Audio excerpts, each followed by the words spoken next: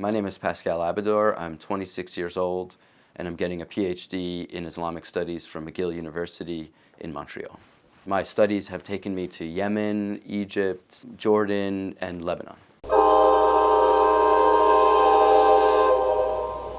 I was taking a train from Montreal to New York to visit my mother for Mother's Day. He was approached by a government agent who asked him to see his passport and asked him some questions. The agent figured out what he was studying and where he had been in the last year, and on that basis called him into the cafe car where she proceeded to take his laptop, open it up, and search through it. She proceeded to show other immigration officers what was on my screen, what was on the screen without showing me, and eventually turned it around, and it was images I had downloaded off of Google image search of like a Hamas rally. The government agents decided to take him off the train in handcuffs. I had explained it to the immigration officer that the reason I had these photos was that this was my research. And he was taken off the train with all of his possessions.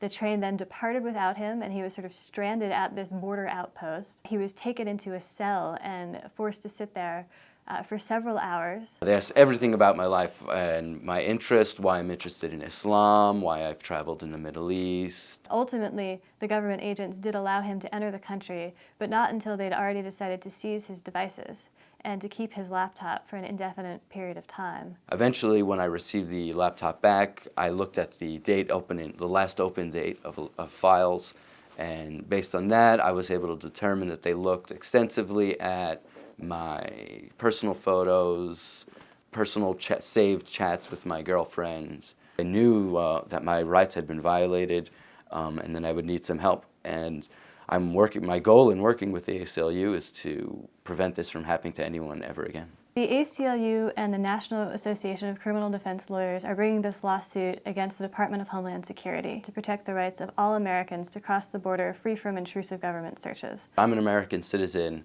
and I don't believe anyone should be targeted for what they study and what they believe. To establish a constitution-free zone at the border where the government can simply go through all of your papers and most personal thoughts simply because you happen to be crossing the border is not the type of rule that really honors the constitutional principles that we in this country are proud of standing for.